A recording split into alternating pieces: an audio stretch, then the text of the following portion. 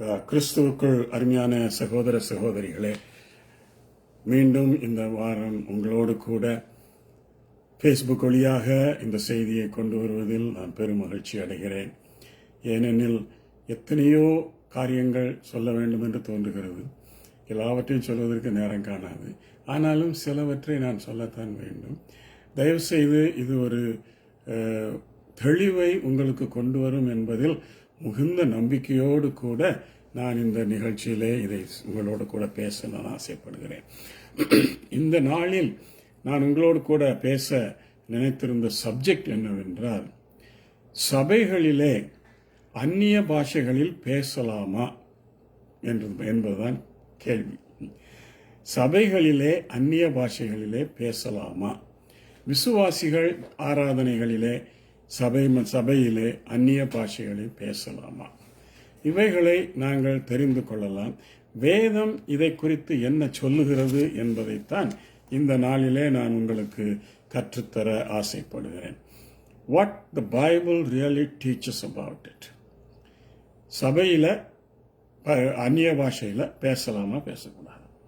இதற்கு அநேக வசனங்களை வேதத்திலிருந்து நாம் ஆராய்ந்து அவைகள் எல்லாவற்றையும் ஒன்றாக சேர்த்து கடைசியிலே ஒரு முடிவுக்கு வருவோம். நீங்களே அந்த முடிவை எடுங்க, உங்ககிட்ட விட்டுடுறேன். ஆனால் என்னன்னு எல்லாத்தையும் சொன்னாதான் அதனுடைய முழு ரகசியங்களும் அல்லது முழு விளக்கங்களும் உங்களுக்கு புரியும். ஆகையினாலே அருமையான சகோதர சகோதரிகளே, நன்றாக கவனியுங்கள், மற்றவர்களையும் கேட்க செய்யுங்கள். சரி, ஒரு 7 குறிப்புகளை உங்களுக்கு சொல்லலாம் என்று ஆசைப்படுகிறேன். பேனா, பென்சில், பேப்பர் வைத்திருந்தீங்கள் என்றால் எடுத்து வச்சுக்கோங்க. ஏன்னா இதெல்லாம் திரும்பி திரும்பி நீங்கள் கேட்டு தான் எழுதணும்னா கொஞ்சம் கஷ்டமாக இருக்கும். எழுதி வச்சுக்கிட்டிங்கன்னா பின்னால் உங்களுக்கு அவைகளை தெரிந்து கொள்ள, மெடிடேட் பண்ண, தியானம் பண்ண உங்களுக்கு அது மிகவும் உதவியாக இருக்கும். 2வது, மற்றவர்களையும் கேட்க செய்யுங்கள், அவர்களையும் உற்சாகப்படுத்துங்கள். ஏன்னா இதெல்லாம் நம்ம தெரிந்து கொள்வது மிகவும் நல்லது என்று கிறிஸ்துவுக்குள் நான் முடிவு செய்துதான் இந்த நிகழ்ச்சியை உங்களுக்கு நான் கொண்டு வந்திருக்கிறேன். கர்த்தர் நம்மை வழி நடத்துவாராக. 7 குறிப்புகள் என்று சொன்னேன். 1வது குறிப்பு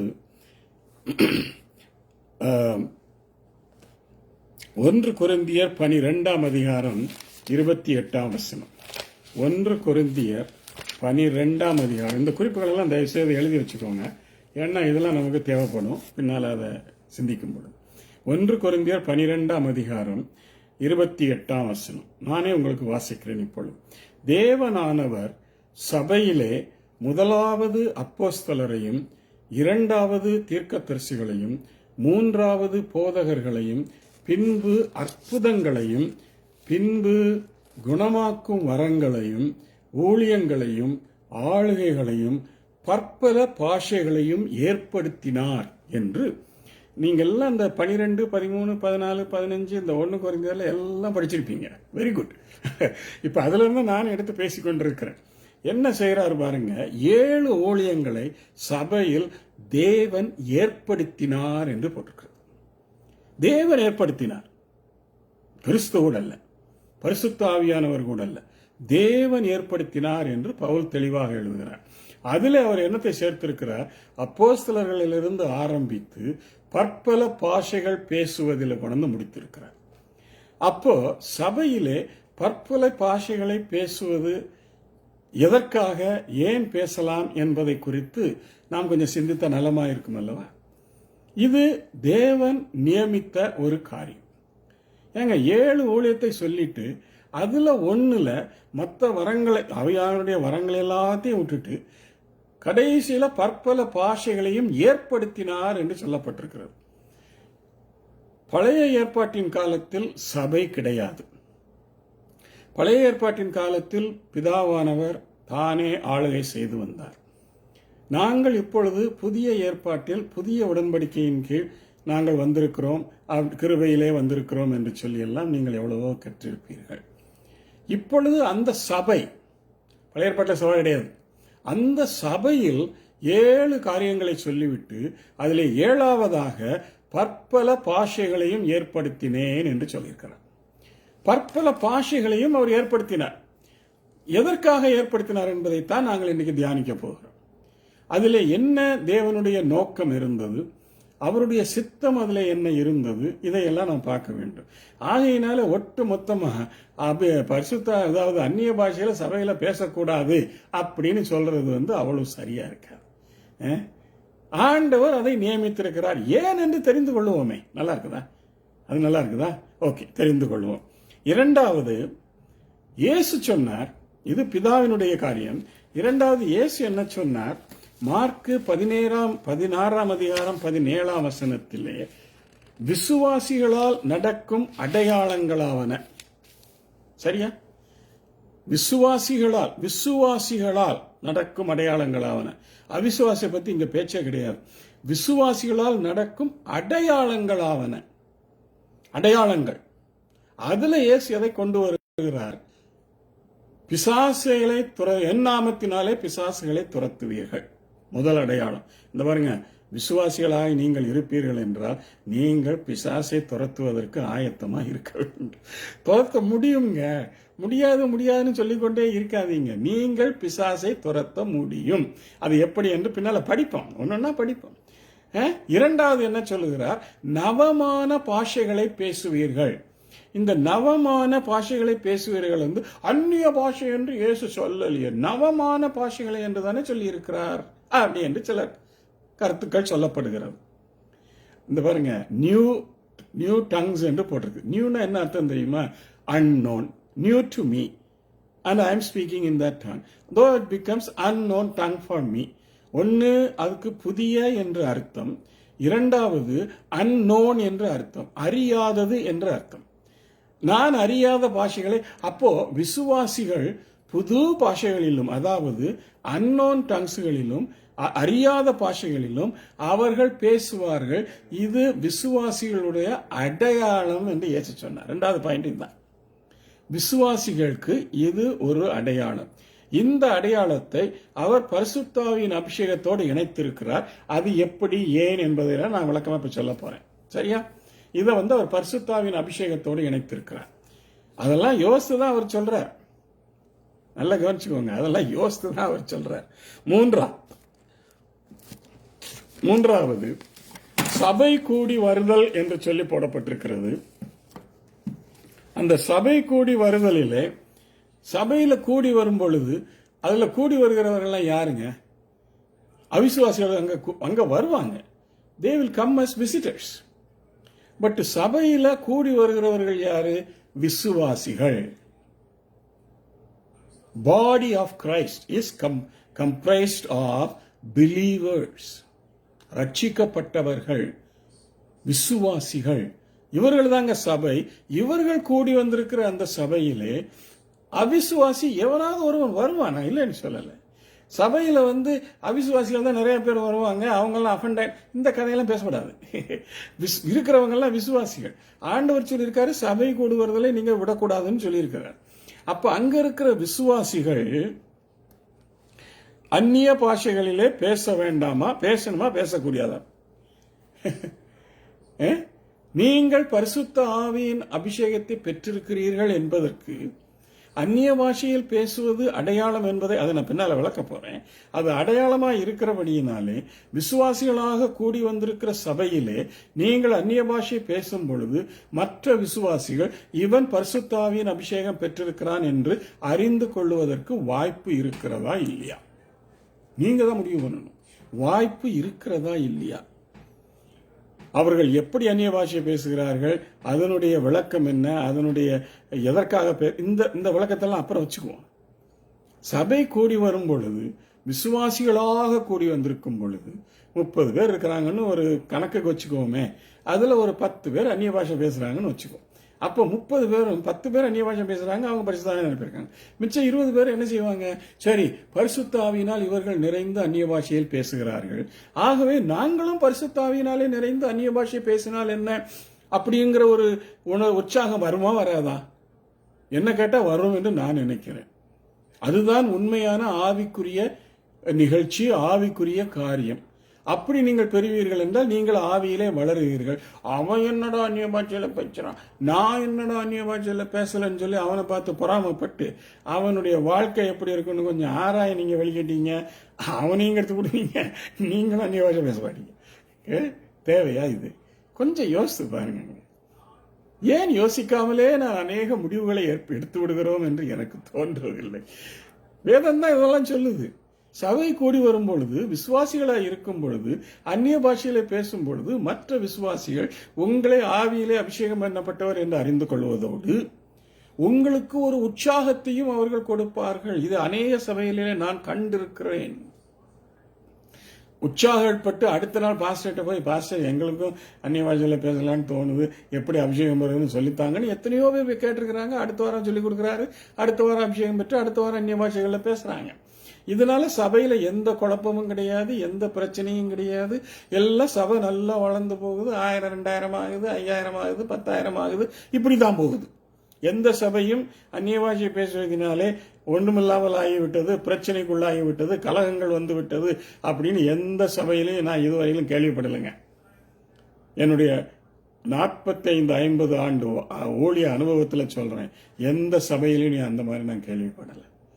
நீங்கள் சபையிலே அந்நிய பாஷை பேசுவதனாலே ஒரு பிரச்சனையும் யாருக்கும் வராது. ஏன்?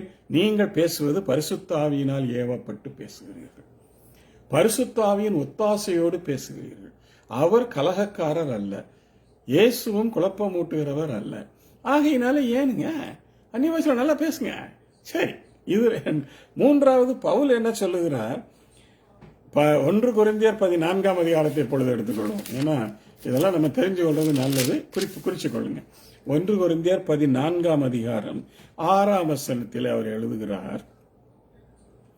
5ஆம் வசனம், சாரி, 1 கொரிந்தியர் 14ஆம் அதிகாரம் 5ஆம் வசனத்தில், நீங்கள் எல்லாரும் அந்நிய பாஷைகளை பேசும்படி விரும்புகிறேன். சரிங்க, நீங்க எங்க வச்சு அந்நிய பாஷை பேசுவீங்க? ஏன்னா பரிசுத்தாவியின் அபிஷேகம் பெற்றிருக்கீங்களா பெறலையாங்கிறதே உங்களுக்கு சரியான ஒரு டெஃபினிஷனா, ஒரு கன்க்ளூஷனா உங்களால சொல்ல முடியல. எங்க வச்சு அந்நிய பாஷை பேசுவீங்க? தெருவில் போகும்போதா, இல்ல கார் ஓடிட்டு போகும்போதா? சபையில தானங்க பேச முடியும். நீங்கள் அந்நிய பாஷைகளை நீங்கள் எல்லாரும், அதுவும் சொல்றாரு யாவரும். யாவரும்னா அவிசுவாசிகள் இல்லைங்க, விசுவாசிகளை சொல்லுகிறார். நீங்கள் யாவரும் அந்நிய பாஷைகளிலே பேச வேண்டும் என்று நான் விரும்புகிறேன். So it is the wish and the will of Paul. பவுலுடைய விஷிங் அது. நீங்கள் எல்லாரும் பேசணுங்க, அதைத்தான் நான் விரும்புறேன் அப்படின்றாரு. ஆனா அதுல குழப்பம் வராம பார்த்துக்கோங்கிறது பின்னால விளக்கம் தர்றாரு. அதெல்லாம் நம்ம படிப்போம், அதெல்லாம் நம்ம படிக்கத்தான் போறோம். ஆகையினாலே நீங்கள் தைரியமாக சபையிலே அந்நிய பாஷை பேசலாம். அதை பவுலும் விரும்புகிறார், இயேசுவும் விரும்புகிறார், பிதாவானவரும் விரும்புகிறார், பரிசுத்த ஆவியானவர் உங்களை உற்சாகமூட்டி பேச வைக்கிறார். எவ்வளவு அற்புதமான ஒரு காரியம் பாருங்க. இதை போய் வேண்டாம்னு சொல்லி போட்டு நம்ம ஏங்க எல்லாத்தையும் இழந்து போகணும்? வேண்டாங்க. சரி, அதாவது நீங்கள் எல்லாரும் அந்நிய பாஷைகளை பேச வேண்டும் என்று நான் விரும்புகிறேன்.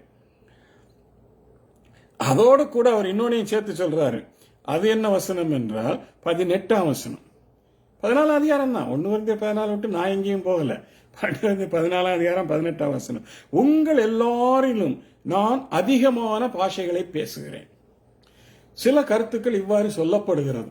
என்னென்றால், பவுலுக்கு நிறைய லாங்குவேஜ் தெரியும், அது எனக்கும் தெரியும். பவுலுக்கு சரித்திரபூர்வமாக ஆதாரபூர்வமாக 6 மொழிகள் தெரியும்.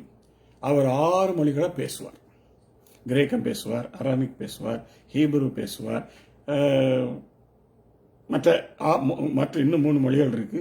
ஒருவேளை சிரியன் லாங்குவேஜ் பேசுறாரு. என்னமோ அசிரியாவில் ரொம்ப காலம் இருந்திருக்காரு, பிறந்தது தமஸ்கு, அதனால அந்த மொழியும் பேசியிருப்பாரு. 6 மொழிகள் பேசுவார் என்று அதிகாரப்பூர்வமாக உறுதிப்படுத்தி விட்டார்கள். அதற்காக நான் அந்நிய பாஷைகளை பேசுகிறேன் என்று அவர் பெருமைப்படலை. அவர் என்ன சொல்றாரு? உங்களை விட அதிகமான இல்ல, அதிகமானன்னா உங்களுக்கு ஒரு லாங்குவேஜ் தான் தெரியும், அவருக்கு 6 தெரியும். இது அதிகமான நாங்க போடல, நல்ல கவனிங்க. அதிகமாய் அப்படின்னா என்ன? அந்நிய பாஷைகளை நான் அதிகமாய் பேசுகிறேன். ஏங்க நானே எத்தனையோ அந்நிய பாஷை பேசியிருக்கேங்க. நான் ஆரம்பிக்கும் போது பேசின அந்நிய பாஷை இப்போது நான் பேசுறதில்ல. அதுக்கு பிறகு ஒவ்வொரு வருஷம் 2 வருஷத்துக்கு பிறகு மாறும். அது வேற. மலேசியாவுக்கு போகும்போது வேற மாதிரி அந்நிய பாஷை பேசினேன். இந்தோனேஷியாவுக்கு போயிருக்கும்போது வேற மாதிரி அந்நிய பாஷை பேசினேன். கனடாவுக்கு வந்த பிறகு வேற மாதம் அந்நிய பாஷை பேசினேன். இது மாதிரி நானும் உங்களை விட அதிகமான பாஷைகளை பேசுகிறேன். இதற்காக என் தேவனை ஸ்தோத்தரிக்கிறேன் என்று எவ்வளவு சந்தோஷமா சொல்றாரு பாரு. இதற்காக என் தேவனை நான் ஸ்தோத்தரிக்கிறேன். I am glad that I am speaking more tongues, all unknown tongues. சந்தோஷம் தானேங்க. சரி, அடுத்த பாயிண்ட்டுக்கு வருவோம். இது கொஞ்சம் விளக்க வேண்டிய ஒரு காரியம். 4வது குறிப்பு, தேவனோடு ஆவியினாலே ரகசியம் பேசுகிறான் அப்படி என்று போட்டிருக்கு. 1 கொரிந்தியர் 14ஆம் அதிகாரம் 2ஆம் வசனம். ஏனெனில் அந்நிய பாஷையில் பேசுகிறவன் ஆவியினாலே ரகசியங்களை பேசினாலும், இதுல தமிழ்ல ரகசியங்கள் என்று போட்டிருக்கு. உண்மைதான், நான் ஒத்துக்கொள்றேன். ஆனா ஆங்கிலத்துல ரகசியங்களுக்கான ஆங்கில பதம் அங்கே பயன்படுத்தப்படலை. ரகசியம்னா என்னங்க? சீக்ரெட். அதுக்கு தானங்க ரகசியம்னு சொல்றது. என்னங்க, 2 பேருக்கு மட்டும்தான் தெரியும், அதுக்கு பேர் தான் ரகசியம். 3வது ஆளுக்கு தெரிஞ்சிருச்சுன்னா அது ரகசியம் இல்லை. ஆனா ஆங்கில வேதாகமத்திலேயும் ஒரிஜினல் மொழியிலேயும் கிரேக்க மொழியிலேயும் அங்கே மிஸ்ட்ரீஸ் என்று போடப்பட்டிருக்கிறது. நீங்க வேணா இங்கிலீஷ் கையில் வச்சிருந்தீங்கன்னா உடனே எடுத்து பாருங்க. 14ஆம் அதிகாரம் 2ஆம் வசனம், மிஸ்ட்ரீஸ். நம்ம இதையே சரியா புரிஞ்சு கொள்றது இல்லை. Mysteries are different, secrets are different. So what we are talking with God, நாங்கள் தேவனோடு பேசுவது சரியா சொல்ல போனால் மிஸ்ட்ரீஸ். அதுக்கு தமிழ் வார்த்தை வேற இல்லைங்க, அதனால அது ரகசியங்கள் தான் சொல்லணும். ஆனா உண்மையிலேயே சீக்ரெட்ஸ் என்று சொல்லி ரகசியங்கள் என்றால் அது 2 பேருக்கு தான் தெரியும். இதை வச்சுதான் அநேக போதகர்மார்களும் ஊழியக்காரங்களும் சாத்தானுக்கு நம்ம பேசுற அந்நிய பாஷை தெரியாதுன்னு சொல்லி அடிச்சிருவாங்க. அதுவும் கரெக்ட் தான் ஒரு வகையில். ஏன்னா we are talking with God. நீங்கள் தேவனோடு பேசுகிறீர்கள், மிஸ்ட்ரீஸ பேசுகிறீர்கள். மிஸ்ட்ரீஸுக்கு சரியான பதம் அர்த்தம் என்னவென்றால் that which is beyond human understanding, மனிதனுடைய அறிவிற்கு அப்பாற்பட்டதுக்கு பெயர்தான் மிஸ்ட்ரீஸ் என்று வேதத்தில் சொல்லப்பட்டிருக்கிறது. நல்ல கவனிங்க, வேதத்தில் மிஸ்ட்ரீஸ் என்றால் மனிதன் அறியக்கூடுவதற்கு அப்பாற்பட்டது. அந்த மிஸ்ட்ரீஸை தான் நீங்க அந்நிய பாஷை பேசும் பொழுது தேவனோடு கூட பேசுகிறீர்கள். அப்படி என்ன பாஸ்டர் மிஸ்டீரியஸ் இருக்குதுன்னு கேட்குறீங்களா? சொல்லட்டுமா? பேனா பென்சில் இருந்தால் முதல்ல எடுத்து வச்சுக்கோங்க. ஏன்னா இது பெரிய லிஸ்ட். எத்தனை மிஸ்ட்ரீஸ் இருக்கு தெரியுமா? இந்த மிஸ்ட்ரீஸுக்கு நமக்கு இதுவரைக்கும் யாரும் விளக்கம் சொல்லவும் இல்லை, யாருக்கும் அந்த விளக்கம் தெரியவும் தெரியாது. நான் சொல்றேன், கொஞ்சம் கேளுங்க. வேதத்தில் புதிய ஏற்பாட்டில் தான், நான் பழைய ஏற்பாட்டுக்கெல்லாம் இதெல்லாம் போக மாட்டேன். ஏன்னா பழைய ஏற்பாட்டுக்கு இதுக்கெல்லாம் சம்மந்தம் கிடையாது. அந்நிய பாஷைக்கும் பரிசுத்த அபிஷேகத்துக்கும் பழைய ஏற்பாட்டுக்கெல்லாம் சம்மந்தம் கிடையாது. சரி, ஆகையினால மிஸ்ட்ரீஸ் என்று சொல்லி வேதத்தில் எத்தனை போட்டிருக்கு தெரியுமா? 18 போட்டிருக்கு. புதிய ஏற்பாட்டில் மட்டும் 18 மிஸ்ட்ரீஸ். இதுல எத்தனை இது உங்களுக்கு தெரியாது? பியாண்ட் ஹியூமன் அண்டர்ஸ்டாண்டிங் அப்படிங்கறத ஞாபகத்தில் வச்சுக்கொள்ளுங்க. பியாண்ட் ஹியூமன் அண்டர்ஸ்டாண்டிங், உங்களுக்கு அது புரியாது. நல்லா கவனிச்சுக்கோங்க, உங்களுக்கு அது புரியாது.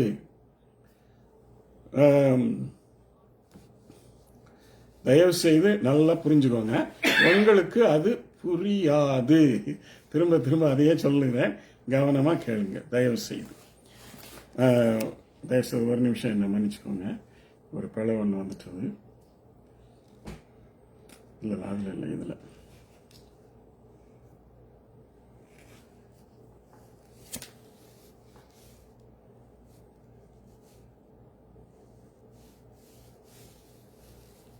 மிஸ்ட்ரீஸ் என்பதற்கு நான் திரும்ப விளக்கம் கொடுத்து கொண்டே போறேன். சரியா சொல்லுங்க, எத்தனை மிஸ்ட்ரீஸ் இருக்குன்னு சொல்றேன். 18 இருக்குது. 1, the kingdom of heaven and the kingdom of God. இது ஒரு மிஸ்ட்ரி. பரலோக ராஜ்யம் என்றால் என்ன, தேவனுடைய ராஜ்யம் என்றால் என்ன, இது ஒரு ரகசியம். Beyond human understanding. உங்களுக்கு தெரியுமா? பரலோக ராஜ்யம்னா என்ன, தேவனுடைய ராஜ்யம்னா என்னன்னு தெரியுமா? ரெண்டையும் போட்டு உழப்பக்கூடாது. அது வேற இது வேற. அது ஒரு மிஸ்ட்ரி. இரண்டாவது மிஸ்ட்ரியை பாருங்க, இஸ்ரவேல்ஸ் பிளைண்ட்னஸ். இஸ்ரவேலருடைய கண்கள் குருடாக்கப்பட்டிருக்கிறது. இது ஒரு மிஸ்ட்ரி. ஏன்னா இஸ்ரவேலுடைய கண்கள் குருடாக்கப்பட்டதினாலே தான் சுவிசேஷமானது புறஜாதிகளுக்கு எடுத்து சொல்லப்பட்டது. ஹல்லேலூயா! நாங்கள்லாம் புறஜாதிகள்ங்க. இதை நான் அன்றைக்கே சொல்லி இருக்கிறேன். நாங்கள்லாம் புறஜாதிகள். நாங்கள்லாம் தேவனுடைய ராஜ்யத்துக்கு சுதந்திரவாளிகளே கிடையாது. ஆனால் விசுவாசத்தினாலே, கிருபையினாலே, விசுவாசத்தை கொண்டு ரட்சிக்கப்பட்டதினாலே ஆபிரகாமின் பிள்ளையாகி அவர் எங்கள் விசுவாசிகள் எல்லாருக்கும் தகப்பன் என்கிறதிலே வைத்து நாங்கள் அவருடைய சந்ததியாகி என்னங்க, நாங்கள் இப்பொழுது தேவனுடைய பிள்ளைகளாக அவருடைய ராஜ்யத்துக்கு சுதந்திரவாளிகளாய் மாறி இருக்கிறோம். இது ஒரு பெரிய மிஸ்ட்ரி. அப்புறம் இன்னொரு மிஸ்ட்ரி இருக்கு. இது எல்லாரும் எங்களுக்கெல்லாம் தெரியும்னு வைங்க. நான் இப்ப சொல்ல பாருங்க, கேளுங்க. உங்களுடைய ரட்சிப்பே ஒரு மிஸ்ட்ரி. உங்களுடைய ரட்சிப்பு உங்களுக்கு என்ன, எப்படி நடக்குது, ஆண்டவர் அதை குறித்து என்ன சொல்லியிருக்காருங்கிறது முழுசா உங்களுக்கு தெரியுமா? விசுவாசத்தை கொண்டு கிருபையினாலே ரட்சிக்கப்பட்டீர்கள், அவ்வளவுதானே தெரியும். அதுதானே ரட்சிப்பு? இல்ல, ரட்சிப்புல 7 ஸ்டெப் இருக்குது. 7 இருக்குதுங்க. 7R என்று சொல்லுவார்கள். ரிப்பென்டன்ஸ்ல ஆரம்பிச்சு ரெக்கன்சிலியேஷன்ல போய் முடிக்கணும். ரிப்பென்டன்ஸ், ரியலைசேஷன் அப்படி என்று சொல்லி 7 இருக்கிறது. அதுதான் மிஸ்ட்ரி ஆஃப் சால்வேஷன். அது ரட்சிப்பின் ரகசியம், மிஸ்ட்ரி. இதையெல்லாம் நீங்க அந்நிய பாஷையில பேசும்போது தாங்க உங்களுக்கும் தேவனுக்கும் உள்ள உறவுல தான் இதையெல்லாம் உங்களால புரிந்து கொள்ள முடியும். இல்லாட்டா புரிந்து கொள்ள முடியாதுங்க.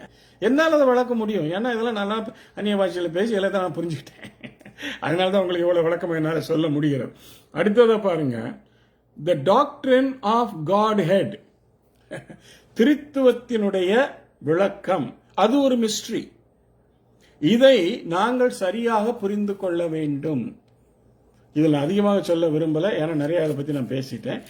ஆகையினாலே Trinity itself is a mystery. These kind of mysteries you are talking with God when you speak in unknown tongues, which the devil may or may not know. I won't talk about that now. Whether the devil knows about it or does not know about it doesn't matter. But what you and I cannot understand and fathom, you start to understand by speaking in tongues, unknown tongues with God. இயேசுவோடு தேவனோடு கூட அந்நிய பாஷைகளினாலே ரகசியங்களை பேசுகிறதினாலே இவைகளை எல்லாம் உங்களால் புரிந்து கொள்ள முடியும். இப்ப புரியுதா?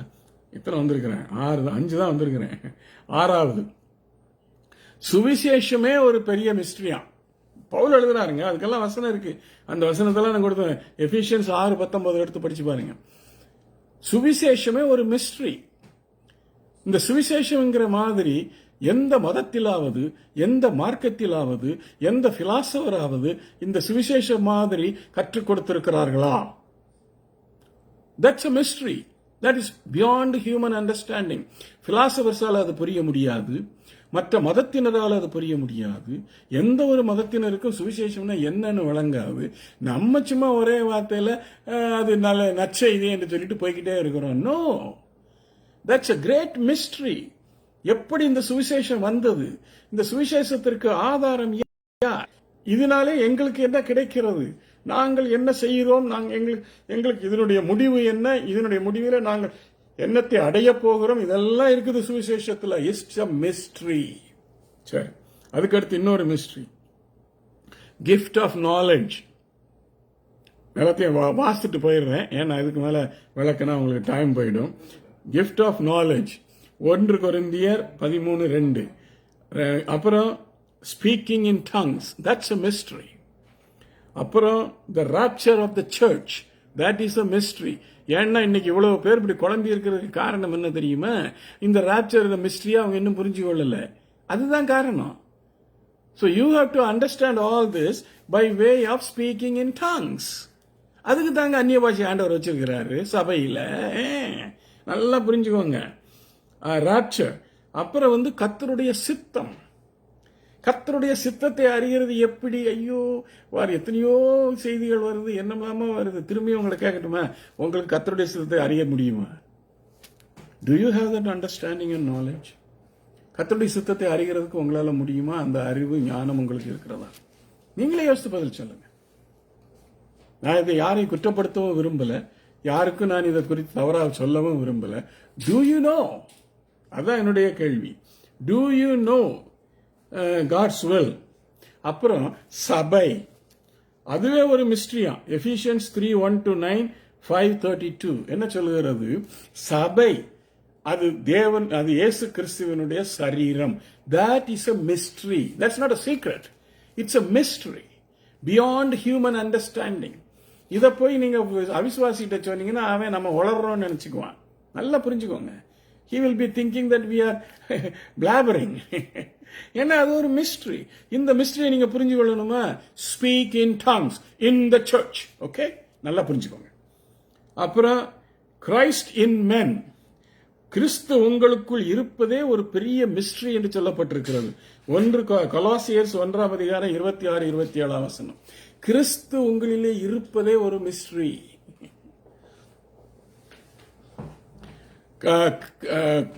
கிறிஸ்து உங்களில் இருப்பது, நீங்கள் கிறிஸ்துவில் இருப்பது, இது இரண்டுமே ஒரு மிஸ்ட்ரி. இந்த மிஸ்ட்ரியை நீங்க புரிஞ்சு கொள்ளணும்னா நீங்க அந்நிய பாஷையில பேசணும். ஓகேயா? சரி. அப்புறம் அடுத்தது டாக்ட்ரின்ஸ் ஆஃப் கிரைஸ்ட், கிறிஸ்துவை பற்றின உபதேசங்கள் ஒரு மிஸ்ட்ரி என்று சொல்லி பவுல் எழுதுகிறார். Doctrines of Christ is a மிஸ்ட்ரியா.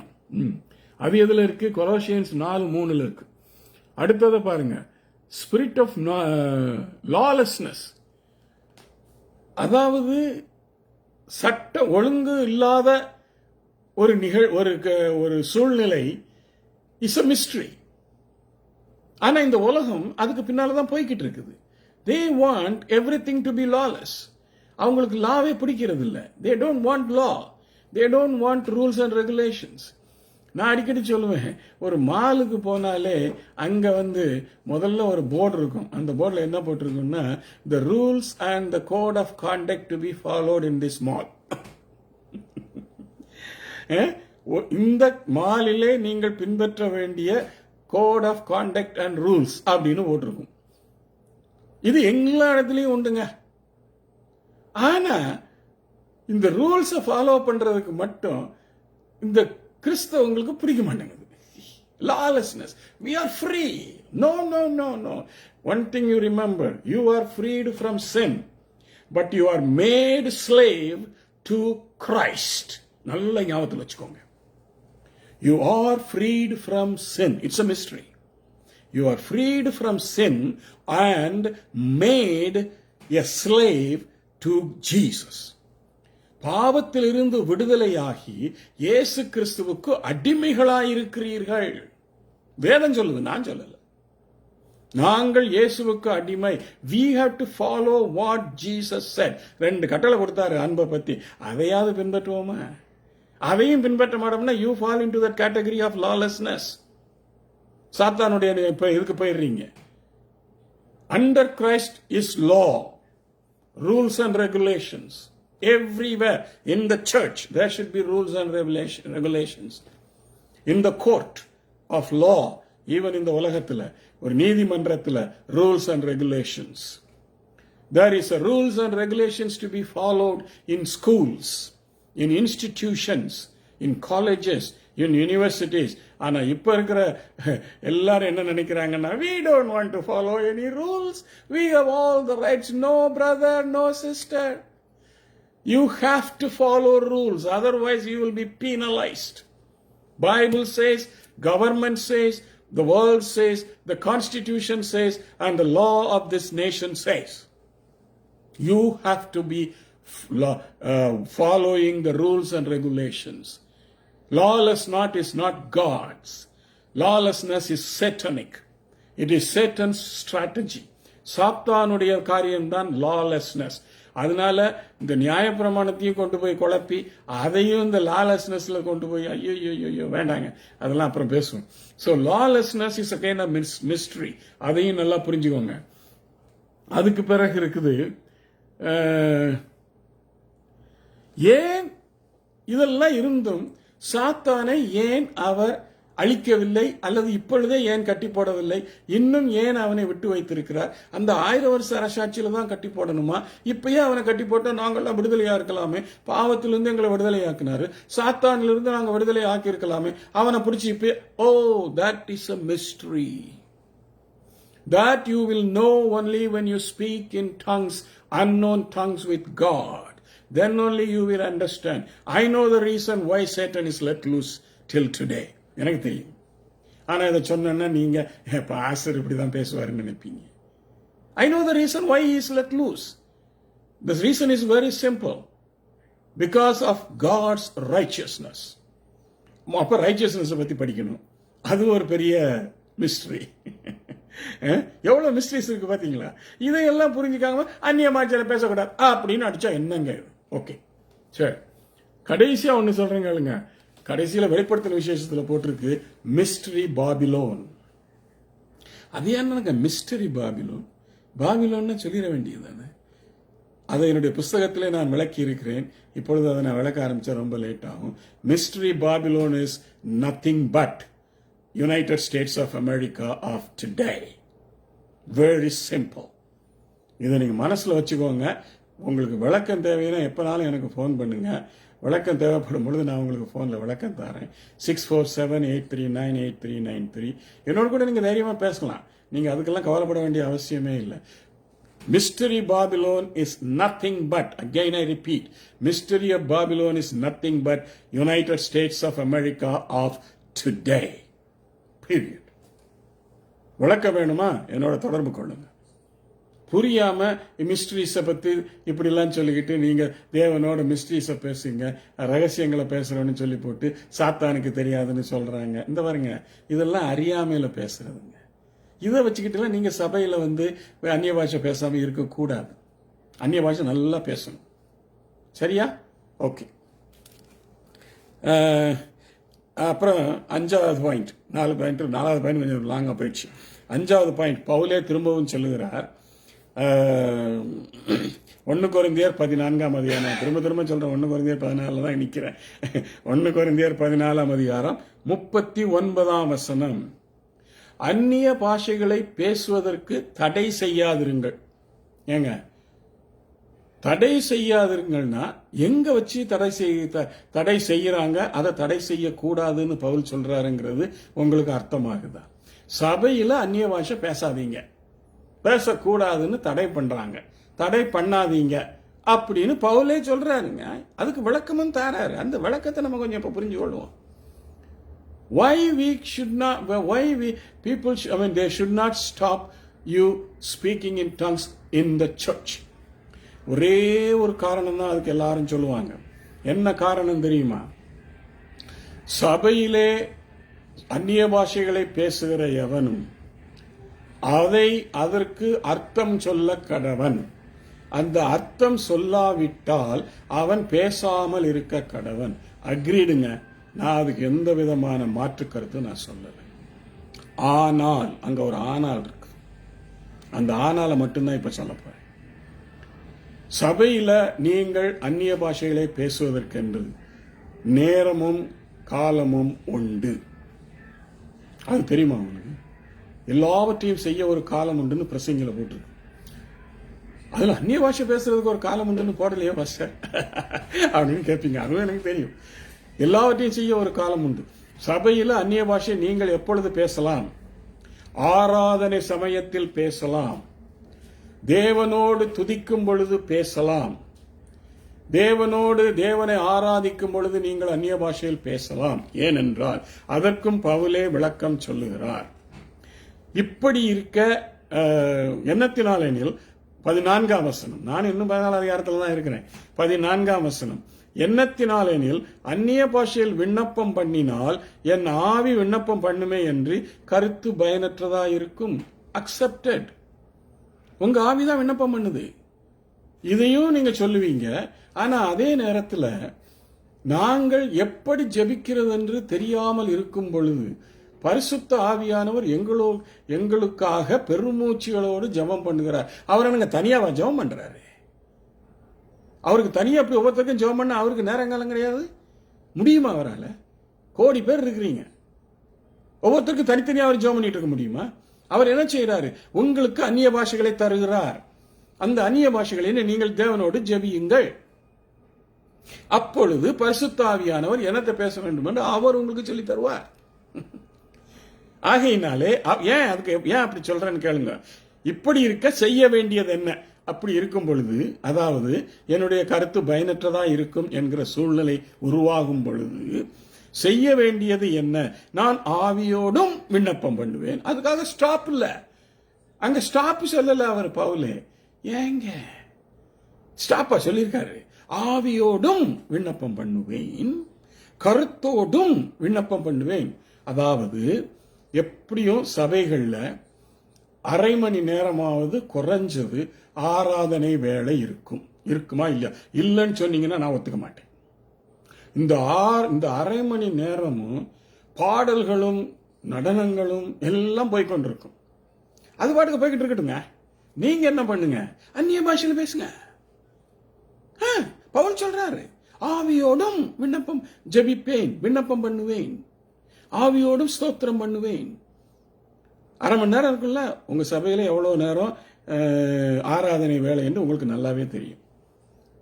குறைஞ்சபட்சம் நான் அறிந்து பெந்தேகோஸ்தே சபைகளில் அரை மணி நேரத்திலிருந்து 3/4 மணி நேரம், சில சமயங்களில் 1 மணி நேரம் கூட ஆராதனை போகும். ஒரு சாட்சியை சொல்றேன், சாட்சியில் ஒரு நிகழ்ச்சியை சொல்றேன். மலேசியாவுக்கு ஊழியத்துக்கு போயிருந்தேன். மலேசியாவுக்கு ஊழியத்துக்கு போயிருக்கும்போது அங்கே ஒரு சபையில் என்ன பேச கூப்பிட்டுருந்தாங்க. 10 மணிக்கு ஆரம்பம், எவ்வளோ நேரத்துக்கு முடியும்னு கேட்டேன். 12, அப்புறம் எனக்கு எவ்வளோ நேரம் பேச கொடுப்பீங்கன்னு கேட்டேன். நீங்கள் 1 மணி நேரம் எடுத்துக்கோங்க அப்படின்லாம் ரொம்ப தைரியமாக சொல்லிட்டாங்க. 10 மணிக்கு ஆரம்பம், சபை 12 மணிக்கு முடிஞ்சிருமா, 1 மணி நேரம் எனக்கு தராங்களாம். ஆனால் 10 மணிக்கு ஸ்தோத்திர ஆராதனை ஆரம்பித்தது, நல்லா கவனிங்க, 11:30 ஆயிடுச்சு. இன்னும் ஸ்தோத்திர ஆராதனை, அந்த துதி ஆராதனை முடியல. ஆனா சர்வீஸ் 12 மணிக்கு முடிச்சிடணுமா? அப்ப எனக்கு என்ன அரை மணி நேரமா அப்படின்னு நான் நினைச்சுக்கிட்டு அங்கலாய்ச்சி கொண்டிருந்தேன். அப்ப மெதுவா பாஸ்டர் கேட்டேன், பாஸ்டர் என்ன 11:30 ஆச்சு? அட நீங்க வேற, அவங்க நல்லா ஆராதிக்கிறாங்க, நல்லா ஆராதிக்கட்டும். இன்னைக்கு இப்ப பிரசங்கம் உங்களுக்கு 1 மணி நேரம், அதை பத்தி நீங்க கவலைப்படாதீங்க. இன்னைக்கு ஆராதனை 12:30க்கு முடியட்டும், 1 மணிக்கு முடியட்டும். சபையில பாருங்க யாரும் அசைய மாட்டாங்க. அப்படியா? அப்ப உங்க சபை கொஞ்சம் ஆவிக்குரிய சபை தான் போல இருக்கு அப்படின்னு நினைச்சுக்கிட்டு, சரி எதற்கு நீங்க சொன்னபடி நீங்க டைம் கொடுக்குறீங்கன்னு சொல்லி இருக்கிறீங்க, அரை மணி நேரம் கொடுத்தா கூட எனக்கு போதுங்க அப்படின்னு சொல்லிட்டு நான் மனரமியமா உட்காந்துட்டு இருக்கேன். 12 மணிக்கு தாங்க துதி ஆராதனையோ முடிஞ்சது. ஹலோ, யாரும் தடுக்கலையே.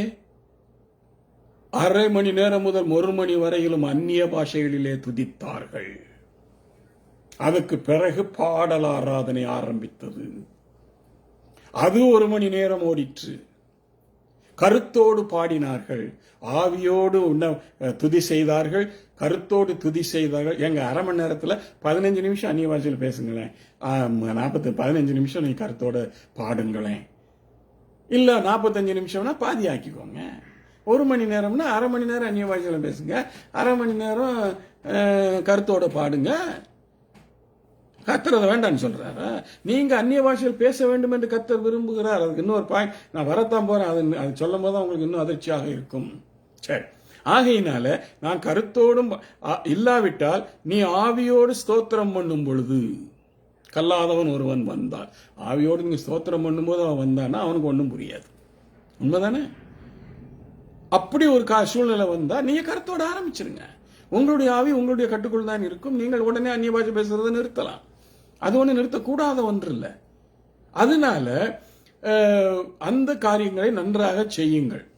சரி, சபையில் மொழிபெயர்ப்பவர் இல்லை என்றால் நீங்கள் அந்நிய பாஷையில் பேசக்கூடாது என்கிற ஒரு கட்டுப்பாடு இருக்கிறது. அது உங்களுக்கும் தெரியும், எனக்கும் தெரியும். இந்த அந்நிய பாஷை பேசுவதனுடைய முகாந்திரம் என்ன என்று நான் கொஞ்சம் விளக்கட்டுமா?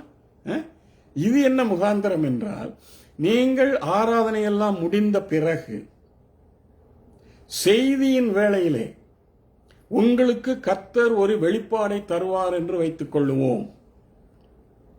நல்லா கவனிக்கிறீங்களா? உங்களுக்கு ஒரு வெளிப்பாடுகள் தருவார் என்று வைத்துக்கொள்ளும், தருகிறார் என்று வைத்துக்கொள்ளும். தருவார் இல்ல, தருகிறார். உங்களுக்கு உள்ளத்துக்குள்ள தோணுது, இந்த வெளிப்பாடை எப்படியாவது சபைக்கு சொல்லணும். உங்களுக்கு மட்டும்தான் அது தோணும், எல்லாருக்கும் தோணாது. எல்லாருக்கும் அந்நிய பாஷை பேசுற நேரம் இல்லாது. உங்களுக்கு மட்டும் அது தோணும் பொழுது, நான் அநேக சபைகளிலே, ஒழுங்காக நடக்கிற சபைகளிலே நான் பார்த்திருக்கிறேன். அவர்கள் அந்நிய பாஷை பேச பாஸ்டர் அப்படின்னு கை காட்டுவாரு, உடனே பாஸ்டர் கோ ஹெட் அப்படின்னு கை காட்டுவாரு. இவர் அந்நிய பாஷையை பேசுவாரு, ஒவ்வொரு சென்டென்ஸையும் பேசி முடிஞ்ச உடனே அதற்கு மொழிபெயர்ப்பாரு. அது சபைக்கு பிரயோஜனமாக இருக்கும். ஹலோ, அப்புறம் அடுத்த வார்த்தையை பேசுவாரு, அடுத்து மொழிபெயர்ப்பாரு. மிஞ்சி போனா ஒரு 4 நிமிஷம் 5 நிமிஷம் ஒரு 5-6 சென்டென்ஸ் பேசி மொழியும் பெயர்த்து விட்டு விடுவார். இது ஒரு வழி. இன்னொரு விதம் என்னவென்றால், இவர் அந்நிய பாஷையில் பேசுவார், இன்னொருவர் மொழிபெயர்ப்பார். அதுவும் நடக்கும். சரி, அதுவும் இவர் ஒரு சென்டென்ஸ் பேசி முடிப்பார், அவர் அந்த சென்டென்ஸை மொழிபெயர்ப்பார். இவர் ஒரு சென்டென்ஸை பேசி முடிப்பார், அவர் ஒரு சென்டென்ஸுக்கு மொழிபெயர்ப்பார். இது ஒரு 4-5 நிமிடம் தான் நடக்கும். இது பாஸ்டருடைய அனுமதியோடு நடக்கிறது. மூன்றாவது ஒரு கேட்டகரி, நீங்கள் அந்நிய பாஷையில உங்களுக்கு செய்தி சொல்லணும்னு வந்துட்டு, சரியா, துடிக்கிறீங்க, இங்க வந்துருச்சு, வாயில வந்துருச்சு, பாஸ்டர் சொல்றீங்க, பாஸ்டர் 2 minutes அப்படின்றீங்க. அவரும் உங்களுக்கு 2 minutes கொடுக்கிறார். கொடுத்த உடனே நீங்க என்ன செய்யணும்னு வேதம் சொல்லுகிறது. அதே 14ஆம் அதிகாரத்திலே 13ஆம் வசனத்திற்கு போவோம். அந்தப்படி அந்நிய பாஷையில் பேசுகிறவன், நான் சொன்ன ஆராதனை வேளையில் அல்ல, துதி வேளையில் அல்ல, சபையிலே பிரசங்கத்திற்கு முன்னாலோ அல்லது பிரசங்க சமயத்திலோ நடக்கிற காரியம் இது. நன்றா புரிஞ்சு கொள்ளுங்க, தவறா புரிஞ்சு கொள்ளாதீங்க. அந்தப்படி அந்நிய பாஷையில் பேசுகிறவன், அப்படி ஒருவனுக்கு அந்நிய பாஷையில் பேச வேண்டும் என்று ஒரு ஏவுதல் இருக்குமானால், ஆவியானவர் ஏவுவாரானால், உடனே அவன் என்ன செய்ய வேண்டுமாம்? அதன் அர்த்தத்தை சொல்லத்தக்கதாக விண்ணப்பம் பண்ண கடவன். இத ஒருத்தர் இந்த வசனத்தை தொடர்றது கூட கிடையாதுங்க. எனக்கு வேதனையா இருக்கு. ஏன்னா நான் விண்ணப்பம் பண்ணியிருக்கிறேன், எனக்கு அந்நிய பாஷையில் பேசணும்னு தோணும். ஆண்டவரே, எப்படி இதை மொழிபெயர்க்கிறது, மொழிபெயர்க்காம இருந்தா சரியில்லையே அப்படின்னு சொல்லி ஜெபம் பண்ணுவேன். உடனே அவருக்கு எனக்கே மொழிபெயர்ப்பை தருவார். சிங்கப்பூர்ல இது நடந்தது. இது ஒரு சைனீஸ் சர்ச். நல்லா தெரிஞ்சுக்கோங்க. நான் அந்நிய பாஷையில பேசுறேன், ஒரு சைனீஸ்ல பேசுறான், மொழிபெயர்க்கிறான். அவதான் எனக்கு பின்னால மெசேஜ் இங்கிலீஷ் மெசேஜ்ல சைனீஸ்லயும் மொழிபெயர்த்தான். எல்லாம் தெரிஞ்சுக்கோங்க. இது வேறு விதம். இதையும் அந்நிய பாஷையை நீங்கள் சபையிலே பேசக்கூடாது என்று சொல்வதற்கும் எந்த விதமான அது என்ன சொல்றது ரெலவன்ஸே கிடையாது. No relevance. People are confusing with this. There is no relevance. இதைத்தான் கடைசியில சொல்றார் 40ஆம் வசனத்துல, சகலமும் நல்லொழுக்கமாயும் கிரமமாயும் செய்ய கடவுது. இதுதாங்க, நல்லொழுக்கமும் கிரமமாய் செய்ய கடவுது. If nobody is there, you have to pray that you can interpret, and if you are a spiritual man, God will help you to interpret what you are talking in unknown tongues. That is what the Bible says. புரிஞ்சுச்சா? சரி, நேரம் ஓடுது, பார்ப்போம். அப்புறம் இந்த அந்நிய பாஷை பேசுவது தீர்க்க தரிசனங்களால் உரைக்கப்பட்டது என்பதை நாங்கள் மறந்துவிடக்கூடாது. தீர்க்கதரிசிகளால் உரைக்கப்பட்டது. ஏசாயா தீர்க்கதரிசியின் புஸ்தகம் 28ஆம் அதிகாரத்தில் அது காணப்படுகிறது. ஏசாயா தீர்க்கதரிசியின் புஸ்தகம் 28ஆம் அதிகாரம் 11ஆம் 12ஆம் வசனம். பென்சில் வச்சிருந்தா குறித்துக் கொள்ளுங்கள் என்று சொன்னேன். தயவு செய்து குறித்துக் கொள்ளுங்கள். 28ஆம் அதிகாரம் 11, 12 வசனங்கள். பரியாச உதடுகளினாலும் அந்நிய பாஷையினாலும், நல்லா கேளுங்க, இதுல அந்நிய பாஷையினாலும் தான் போட்டிருக்கு. இதையே நம்ம எப்படி மொழிபெயர்க்கிறாங்கன்னா, அந்நிய பாஷைக்காரராலும் அப்படின்னு சொல்லி 30ஆம் அதிகாரத்தில் அசீரியர் மூலமாக. ஏங்க, கர்த்தர் என்ன இல்லையா? அந்நிய பாஷையினாலும் அந்நிய பாஷைக்காரர்களினாலும் இல்லை. பவுல் அதை சொல்லும் பொழுது அந்நிய பாஷைக்காரர்கள் என்று சொல்லுகிறார். ஏனென்றால் அப்போஸ்தலர் 2ஆம் அதிகாரம் பெந்தேகோஸ்தே நாளிலே அந்நிய பாஷைக்காரர்கள் அங்கே இருந்து சாட்சி பகர்ந்தார்கள். என்ன சாட்சி பகர்ந்தார்கள்? இவர்கள் கலிலேயர்கள் அல்லவா, ஆனால் எங்களுடைய பாஷைகளில் தேவனுடைய மகத்துவங்களை பேசுகிறார்களே என்று சொல்லி சாட்சி பகன்றார்கள். அதைத்தான் சொல்லுகிறார், அந்நிய பாஷைக்காரராலும் நான் இவர்களோடு பேசினேன், இவங்க கேட்க மாட்டேன்றாங்க. ரெண்டுக்கும் வித்தியாசம் தெரியுதா? ஆக தீர்க்க தரிசனத்தினால் உரைக்கப்பட்டது இதை. அதுக்கு 12ஆம் வசனத்தையும் விட்டுருவாங்க. இந்த 12ஆம் வசனத்தையும் கொஞ்சம் குறிச்சுக்கிட்டு திரும்பி படிங்க. 12ஆம் வசனம் என்ன சொல்லுதுன்னா, இதுவே எது? அந்நிய பாஷையில் பேசுவது நீங்கள் இளைத்தவனை இளைப்பார பண்ணத்தக்க இளைப்பாறுதல். அதாவது நம்மெல்லாம் களைப்பாயிரும். உலக பிரகாரமான வாழ்க்கையில நம்ம ரொம்ப சோர்ந்து போறோம், போராட்டங்களை சந்திச்சு சோர்ந்து போறோம். இந்த வேளையில எங்களுக்கு இளைப்பாறுதல் தேவைப்படுது. அப்ப என்ன செய்யணும்? அந்நிய பாஷையிலே பேசுங்கள். உங்களுடைய சொந்த ஜெபத்தில், தனிப்பட்ட ஜெபத்தில் அந்நிய பாஷைகளை பேசுங்கள். தடை கிடையாது. நல்லா புரிஞ்சுக்கோங்க. அது மட்டுமல்ல, இதுவே ஆறுதல் என்று அவர்களோட சொன்னாலும், கர்த்தர் சொல்றார், இதுவே ஆறுதல் என்று அவர்களோடு சொன்னாலும் அவர்கள் கேட்க மாட்டோம். வேதனையா இருக்குதுங்க. ஏன்னா இந்த மாதிரி ஆறுதலாம் நான் நிறைய அடைஞ்சிருக்கிறேன். டென்ஷன் கூடிக்கிட்டு போகும், அப்படியே பத்திக்கிட்டு வரும், என்ன செய்யறதுன்னு தெரியாது. ஆண்டவரே என்ன அந்நிய பாஷையில் பேசு. அந்நிய பாஷையில் பேச உடனே எல்லாம் டென்ஷன் ரிலீவ்டு. பேசுங்களேன். தனிப்பட்ட முறையில் தானே பேசுறீங்க, சபையில் போய் என்ன கலக்கமா செய்றீங்க? இல்லையே. தனிப்பட்ட முறையில் பேசுங்க, பேசுங்க, நல்லா பேசுங்க, ஒரு பிரச்சனையும் கிடையாதுங்க. இதையே தான் பவுலும் சொல்றாரு. இதைத்தானே அவர் 1 கொரிந்தியர் 12ஆம் அதிகாரத்தில் அவர் சொல்லுகிறார். என்னது 14ஆம் அதிகாரம், திரும்பி 14ஆம் அதிகாரம் 21ஆம் வசனத்தில், மறு பாஷைக்காரராலும் மறு உதடுகளாலும், மறு உதடுகள் யாருங்க? என்ன பார விட்டுட்டாங்க? உங்க டங்குங்க, உங்க உதடு. அவர் ஆயிலும் அவர்களுக்கு செவி கொடுக்க மாட்டார். பவுல் நல்லா தான் விளக்கம் சொல்றார். சிலருக்கு இந்த பரியாச உதடுனா ஒரு பெரிய குழப்பம். ஸ்டாமரிங் லிப்ஸ், தமிழ் இங்கிலீஷ்ல ஸ்டாமரிங் லிப்ஸ்னா என்ன? பரியாச உதடுகள். உங்களுக்கு இதை தவிர வேற ஒரு விளக்கம் சொல்ல எனக்கு பிரியமில்லை. ஒரு சின்ன விளக்கத்தை சொல்றேங்க. உங்களுக்கெல்லாம் குழந்தைகள் பிறந்தது, மழலை பேச்சுன்னு, அந்த மழலை பேச்சுல அந்த குழந்தை என்னத்திலாமோ பேசும், வளரும்.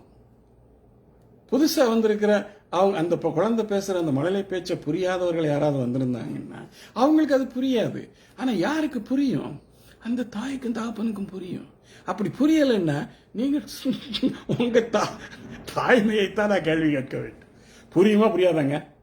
உங்கள் மழலைகள், அவர்கள் உளறும் பேச்சுகள் உங்களுக்கு புரியுமா புரியாது? இப்ப நீங்கள் பரியாச உதடுகள், ஸ்டாமரிங் லிப்ஸ், ஒரு லாங்குவேஜை பேசும் பொழுது கண்டிப்பாக உளறுகள் வரும். உளறுகிறார்கள், ஆமா உளறுவீர்கள். ஆனால் யாருக்கு தெரியும்? ஆண்டவருக்கு தெரியும். நீங்க உளர்னாலும் என்னத்த உளறீங்கன்னு அவர் புரிஞ்சுக்குவாரு. ஒரு தாய் ஒரு மழலையனுடைய உளறுதலை எப்படி புரிந்து கொள்கிறாளோ அதே மாதிரி உங்களுடைய உளறுதலையும் கர்த்தர் அழகாக புரிந்து கொள்ளும். பாவம் பையன் இன்னும் பாரு, உதட விட்டு கொடுக்க மாட்டேங்கிறான், டங்கை விட்டு கொடுக்க மாட்டேங்கிறான். நல்லா விட்டு கொடுத்தாருன்னா பரிசுத்தாவியான நல்லா பேசுவாரு. அதையும் விட்டு கொடுக்க மாட்டேங்கிறான்னா அவர் கஷ்டப்பட்டுக்கிட்டு இருப்பாரு. பரிசுத்தாவியான என்னடா இவன், நம்ம எவ்வளவோ ஹெல்ப் பண்றோம், அவன் அந்நிய பாஷை பேச மாட்டேங்கிறான், உளறான் அப்படின்னு அவன் நினைச்சுக்கிட்டு இருப்பார். ஆகையினால பரியாச உதடுகளை இதையும் தயவு செய்து தப்பா நினைச்சுக்காதீங்க. நீங்கள் உளறுவீர்கள், இதை உளறுகிறீர்கள் என்று யாராவது உங்களுக்கு சொல்லுவார்கள், thank you brother, God bless you, God knows my உளறல், I know God knows my உளறல்னு தைரியமா சொல்லிட்டு போய்கிட்டே இருங்க. ஒரு பிரச்சனையும் இல்லை. காட் நோஸ், புரியுதா? God knows. அதனால நீங்க பிரச்சனைப்பட வேண்டிய அவசியமே கிடையாது. இன்னொரு காரியம் இருக்கிறது. யோவேல் 2ஆம் அதிகாரம் அந்த வசனத்தையே நான் உங்களுக்கு சொல்லி கொஞ்சம் சொல்லத்தான் வேண்டும். யோவேல் தீர்க்கதரிசியின் புஸ்தகம் 2ஆம் அதிகாரம். நான் இதை நீ 1 மணி நேரத்தில் முடிக்க முடியுமான்னு எனக்கு சந்தேகமாக தான் இருந்தது. நான் எவ்வளோ முயற்சி செய்து முடிக்கிறதுக்கு நான் ட்ரை பண்ணுறேன். யோவேல் 2ஆம் அதிகாரம்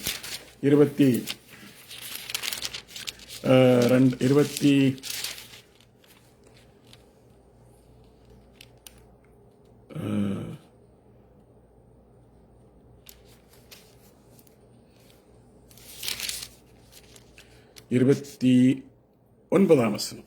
ஊழியக்காரர் மேலும் ஊழியக்காரிகள் மேலும் அந்நாட்களில் என் ஆவியை ஊற்றுவேன். நல்லா கவனிங்க, ஊழியக்காரர்கள் மேலும் ஊழியக்காரிகள் மேலும் விசுவாசிகள் கூட அங்க போடலை. ஏன்னா விசுவாசிகள் என்கிற கேட்டகரியே புதிய ஏற்பாட்டை தாங்க வந்தது. ஆக அந்த காலத்துல ஆவியின் அபிஷேகம் யார் மேல பொழியப்படும் யோவேல் சொல்றார் என்றால் ஊழியக்காரர்கள் மேலும் ஊழியக்காரிகள் மேலும். புதிய ஏற்பாட்டில் தாங்க நாங்கள்லாம் புறஜாதிகளாக இருந்து தேவன் பரிசுத்த ஆபிரகாமுடைய பிள்ளைகள் ஆனதுனால விசுவாசிகள் மேலேயும் அது விடப்படுகிறது. இந்த ஊழியக்காரிகள் விசுவாசிகள் மேல மட்டும்தாங்க பரிசுத்த ஆவியானவர் ஊற்றப்படுவார். மாமிசமான யாவர் மேலும் என்கிற வார்த்தையை சரியா புரிந்து கொள்ளுங்கள். விசுவாசிகள் அல்லாத ஒருவர் மேலும் பரிசுத்த ஆவியானவர் இறங்க மாட்டார். பீரியட். சும்மா இறங்குவார்லாம் பேசாதீங்க தயவு செய்து. நல்ல விசுவாசிகளா இருங்க, அப்ப பரிசுத்த ஆவியானவர் இறங்குவார். புரியுதா உங்களுக்கு? நல்ல விசுவாசிகளா இருங்க. சரி, இன்னொரு வசனத்தை நான் உங்களுக்கு சொல்கிறேன் பழைய ஏற்பாட்டில். இது உங்களுக்கு ரொம்ப ஆச்சரியமாக இருக்கும். இதுவரையில் நீங்கள் இதை கேள்விப்பட்டிருக்கீங்களான்னு எனக்கு தெரியாது. இது தேவனுடைய சித்தமாக இருக்கிறது என்கிற தலைப்பில் இது வருது. செப்பனியா 3ஆம் அதிகாரம் 7ஆம் வசனம். செப்பனியா 3ஆம் அதிகாரம் 9ஆம் வசனம் படிக்கிறேன், கேளுங்க. அப்பொழுது பிற்காலத்தில் ஜனங்கள் எல்லாரும் கர்த்தருடைய நாமத்தை தொழுது கொண்டு ஒருமனப்பட்டு, அந்த வார்த்தையை நல்லா கவனிங்க, ஒருமனப்பட்டு அவருக்கு ஆராதனை செய்யும்படி, கர்த்தருக்கு ஆராதனை செய்யும்படி நான் அவர்கள் பாஷையை, அந்த வார்த்தை பாஷையை உபயோகப்படுத்தப்பட்டிருக்கிறது, சுத்தமான பாஷையாய் மாற பண்ணுவேன். அந்த சுத்தமான பாஷை தாங்க அந்நிய பாஷை. இதைத்தான் இயேசு சொன்னார், நவமான பாஷை. அவர்கள் ஆராதிக்கும்படி, ஒருமனப்பட்டு ஆராதிக்கும் பொழுது அவர்களுடைய பாஷையை சுத்தமான பாஷையாக மாற பண்ணுவேன். இதுதான் தேவனுடைய சித்தம். ஏன்? இந்த கேள்விக்கும் பதில் சொல்லத்தான் வேண்டும். இதற்கு ஆதி ஆகமத்திற்கு நாம் போகிறோம். 11ஆம் அதிகாரத்தை எடுத்துக்கொள்வோம். அங்கே 11ஆம் அதிகாரத்தில் பாபேல் என்கிற இடத்தை குறித்து உங்கள் எல்லாருக்கும் தெரியும். அங்கே இவர்கள் ஒரு பாபேல் கோபுரத்தை கட்ட ஆரம்பித்தார்கள். அப்பொழுது கர்த்தர் சொல்கிற வசனத்தை மாத்திரம் உங்களுக்கு வாசித்து காட்ட விரும்புகிறேன். எல்லாரும் ஒன்னா சேர்ந்து கடவுளுக்கு மேல தங்களை பெருசாக்கணும்னு ட்ரை பண்ணாங்க. அப்போ ஆண்டவர் என்ன சொன்னார்? 7ஆம் வசனம் 11:7, ஆதியாகமம் 11:7 குறித்து வைத்துக் கொள்ளுங்கள். நாம் இறங்கி போய், நாம் புளூரல், யாரு? பிதா, குமாரன், பரிசுத்த ஆவி. நாம் இறங்கி போய் மற்றொருவர் அறியாத படிக்கு, எங்க ஆரம்பிச்சது பாருங்க, ஆதியாகமத்தில் ஆரம்பிச்சிருக்குது. அறியாத படிக்கு அங்கே அவர்கள் பாஷையை தாறுமாறாக்குவோம். இந்த பாஷைகளை தாறுமாறாக்குனது யாருங்க? தேவன், இயேசு, பரிசுத்த ஆவியானவர் 3 பேரும் சேர்ந்து தாங்க ஆகிவிட்டாங்க. இன்னைக்கு உலகத்தில் எத்தனை பாஷை இருக்குன்னு உங்களுக்கு தெரியுமா? 7000 பாஷைகள் இருக்கிறது. 7000 பாஷையில எழுத்துக்கள், ஆல்பபெட்ஸ் என்று சொல்கிறோமே, ஸ்கிரிப்ட் என்று சொல்கிறோமே, அது 367 பாஷைகளுக்கு மட்டும்தான் இருக்குது. மற்றதெல்லாம் ஸ்லாங்ஸ். 6400 பாஷைகளுக்கு எழுத்துக்கள் கிடையாது, இலக்கணம் கிடையாது, ஒண்ணுமே கிடையாது. அவங்களால எழுத முடியாது. அதனாலதான் வேதாகம் இன்னும் அந்த மொழிகளில் எல்லாம் மொழிபெயர்க்கப்பட முடியவில்லை. இதெல்லாம் பிராக்டிக்கல்ங்க, ரியாலிட்டி. ஏன்? தேவன் அதை தாறுமாறாக பண்ணினார். அதே தேவன் செப்பனியாவிலே சொல்லுகிறார், அவர்கள் ஆராதிக்க ஒருமனப்பட்டு வரும் பொழுது அவர்களுடைய பாஷைகளை சுத்தம் பண்ணுவேன். எங்க 7000 பாஷையை அவர் சுத்தம் பண்ண முடியுமா? உங்களுக்கு அந்நிய பாஷைகளை கொடுத்து எந்த பரிசுத்தாவியானவரை கொண்டு தாறுமாறு ஆக்கினாரோ அந்த பரிசுத்தாவியானவரை கொண்டு அந்த பாஷைகளை சுத்தமாக்கி உங்களுடைய பொல்லாத உதடுகளிலிருந்து துதிகளை அவர் எதிர்பார்க்கிறார். ஐயா, அதுதான் அந்நிய பாஷை. பரிசுத்த ஆவியானவர் அந்த துதிகளை எதிர்பார்க்கிறார். தேவன் அந்த துதிகளுக்காக காத்துக்கொண்டு, உதடுகளின் பலியாகிய ஸ்தோத்திர பலிகளை செலுத்துங்கள்.